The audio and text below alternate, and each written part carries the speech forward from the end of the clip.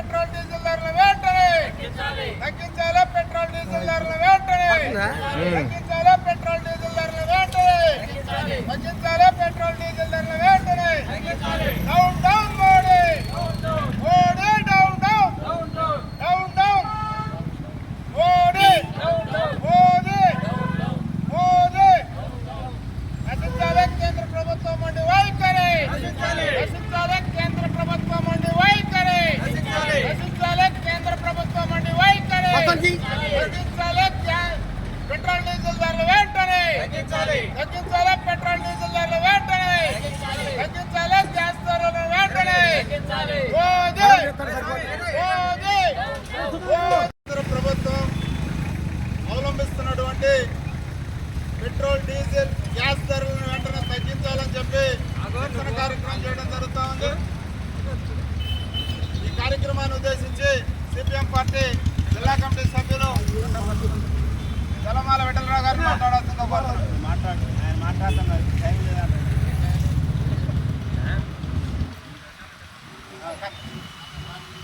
ఈరోజు కేంద్ర ప్రభుత్వం ప్రజా వ్యతిరేక విధానాలు అవలంబించే దానిలో భాగంగా గ్యాస్ రేటుని అమాంతంగా ఒకసారిగా పెంచారు.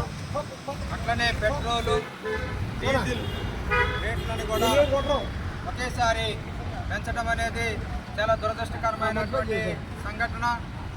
ఈ కార్యక్రమాల్లో కేంద్ర ప్రభుత్వం తాను పేద ప్రజలపైన భారాలు మోపడం కోసం చూసేటువంటి పరిస్థితి మనందరికీ కూడా తెలిసిందే. ఎందుకంటే ఎన్నికల కంటే ముందు కేంద్ర ప్రభుత్వం మేము అధికారంలోకి వస్తే ప్రజలపైన భారాలు మోపమని చెప్పి ప్రగల్భాలు పలికినటువంటి పాలకులు ఈరోజు సామాన్యుడు వాడుతున్నటువంటి కనీసం గ్యాస్ని ఒకసారిగా పెంచడం కానీ, అట్లనే పెట్రోల్ మీద ₹2, డీజిల్ మీద ₹2 పెంచడం అనేటువంటిది చాలా దురదృష్టకరమైనటువంటి ఘటన.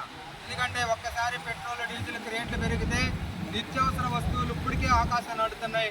మరింత ఆకాశాన్ని అంటే పరిస్థితి దాపరిస్తుంది. కాబట్టి ఈ ధరలు పెంచే దానిలో కీలకంగా కేంద్రంలో ఉన్నటువంటి బీజేపీ ప్రభుత్వం ఈనాడు పేద ప్రజల మీద భారాలు మోపుతుంది. కానీ పెట్టుబడిదారులకి, వ్యాపారవేత్తలకి అనేక సంక్షేమంగా వాళ్ళకి రుణాలు ఇస్తూ వాళ్ళందరినీ కూడా ఆదుకునే పద్ధతిలో చేస్తుంది. అంటే ఇది ఎవరి కోసం ఉన్నటువంటి ప్రభుత్వం కేంద్రంలో అనేది మన అందరికీ అర్థం చేసుకోవాలి. కేంద్రంలో ఉన్నటువంటి బీజేపీ ప్రభుత్వం పేద ప్రజల పక్షాన ఉన్నటువంటి ప్రభుత్వం కాదు, పేదల్ని నాశనం చేసేటువంటి ప్రభుత్వంగా మారింది. అంతేకాదు ఇటీవల పార్లమెంటు సమావేశాలను దేశవ్యాప్తంగా ఆనాడు ఇప్పుడే మనం మాట్లాడుతున్నాం. ఇలా డాక్టర్ బిఆర్ అంబేద్కర్ రాజ్యాంగాన్ని తయారు చేశాడు, పేద ప్రజల కోసం ఆ రాజ్యాంగం ఉపయోగపడుతుందని. కానీ కార్మిక హక్కుల కోసం, కార్మికుల కోసం కార్మిక చట్టాలను తయారు చేస్తే ఆ చట్టాలు మొత్తం తొంగలో దొక్కే పద్ధతుల్లో, ఇలా కార్మిక వర్గాన్ని నడ్డీరిగా తీసే పద్ధతుల్లో ఆ 44 చట్టాలను మొత్తం కూడా 4 కోళ్లుగా మార్చి ఇలా కార్మిక చట్టాలను తూట్లు పడుతున్నటువంటి కేంద్ర ప్రభుత్వ విధానాలు ఈ విధంగా సాగుతుంది. ఈ రకమైనటువంటి వాటిపైన సిపిఎం పార్టీ పెనుబల్లి మండల కమిటీ ఆధ్వర్యంలో ఈరోజు ఈ నిరసన కార్యక్రమాలు చేస్తున్నాం. అదే రకంగా కేంద్ర ప్రభుత్వం అవలంబిస్తున్నటువంటి కార్మిక చట్టాల వ్యతిరేకత కానీ, రైతాంగ నల్ల చట్టాల వ్యతిరేకత కానీ, వీటన్నిటిపైన కూడా రానున్న కాలంలో మే 20వ తారీఖు నాడు దేశవ్యాప్తంగా సార్వత్రిక సమ్మెని కూడా చేయబోతున్నాం.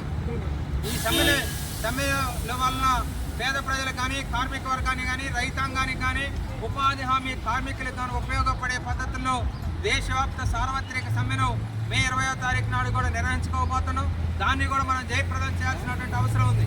ఎందుకోసం అంటే ఇవాళ ఈ చట్టాలు కనుక వస్తే ఇవాళ ఉన్నటువంటి పరిస్థితుల్లో ఇప్పటికీ కార్మికులు కానీ పేద వర్గాలు బతకడానికి కష్టమవుతున్నటువంటి పరిస్థితి ఉంది. ఈ చట్టాలు కనుక లేకపోతే మరింత దుర్భరమైనటువంటి పరిస్థితి వస్తుంది.